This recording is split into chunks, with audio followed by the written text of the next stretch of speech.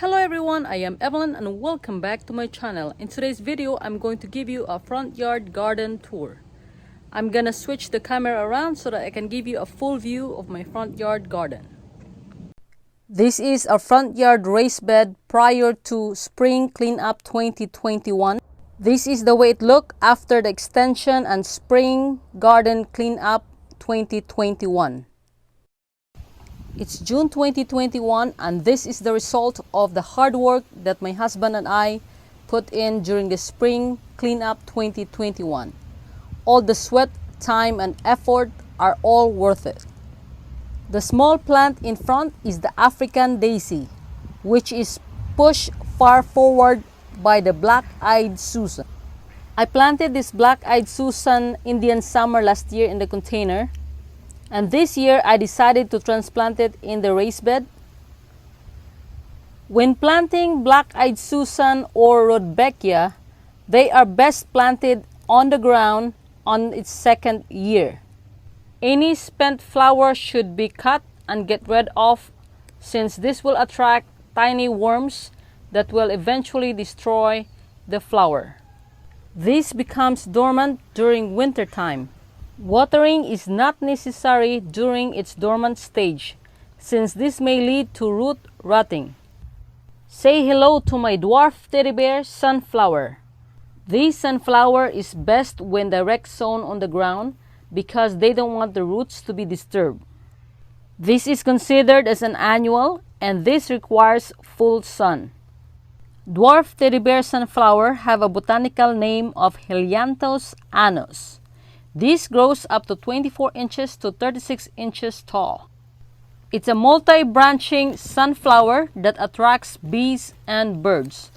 The petals are yellow and compact, and the flower is 3 inches to 5 inches in diameter. It has to be spaced 8 inches to 12 inches apart when planting to get its optimal growth. This is another sunflower, and this doesn't look like dwarf teddy bear sunflower at all. This is a multi-branching sunflower with pollen. This also attracts birds, bees, and butterflies. And what happened was I planted a lot of varieties of sunflowers this year, and I would say 50 to 60% of those seeds failed to germinate.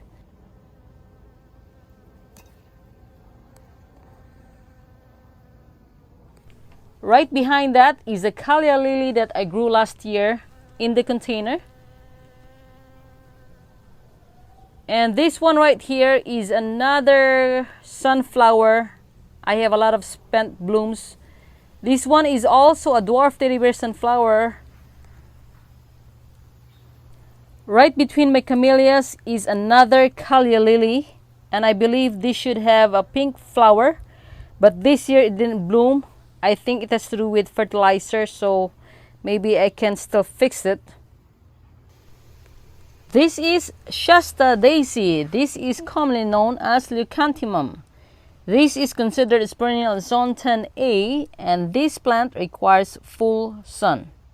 This will benefit from all-purpose plant food and bloom booster. Look how beautiful those white petals and yellow center. This flower blooms from spring to fall. This is cranrus butterfly bush that I featured in one of my videos about container gardening. If there's one thing I can say about butterfly bush is they don't like overwatering.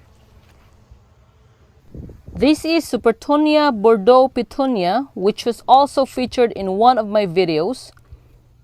Watering its flowers is strongly discouraged because it makes the flower die quicker.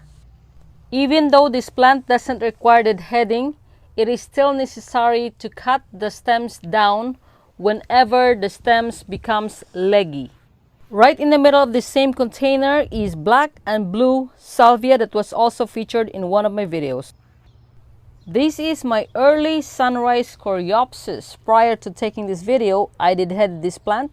So some buds are still closed and some flowers are open.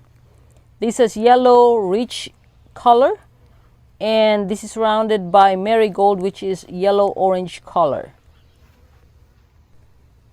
And this is the side view of these containers right here.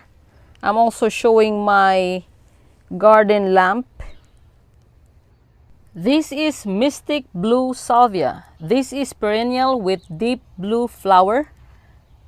This is a hybrid between Salvia longispicata and Salvia farinacea. This requires full sun and deep watering. In this plant, deadheading is not necessary. This attracts hummingbirds, butterflies, and bees. It blooms from late spring to summer. This black-eyed Susan is susceptible to tiny worms on the flower, and I have to check it every single day and hand-pick it. This is another container of early sunrise Choreopsis. The short yellow flowers on the ground are considered as ground cover, and their name is Gazania. I may as well show you the rest of the garden here. This one right here is the white rose, and right beside that is the red chrysanthemum, and of course my pink snapdragon. And this one right here is yellow echinacea. For whatever reasons, the flowers are blooming slowly this year, which I already seen a lot of aphids in this plant.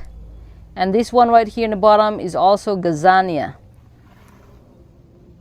This is giant hybrid sunflower. It has huge leaves, and the stems or the stalk are thick and long. The flowers are yellow, and the center is kind of yellow-orange. The petals are semi-double, and the petals are also long. I am fascinated by the beauty of this giant hybrid sunflower, even though this is my first year to grow them.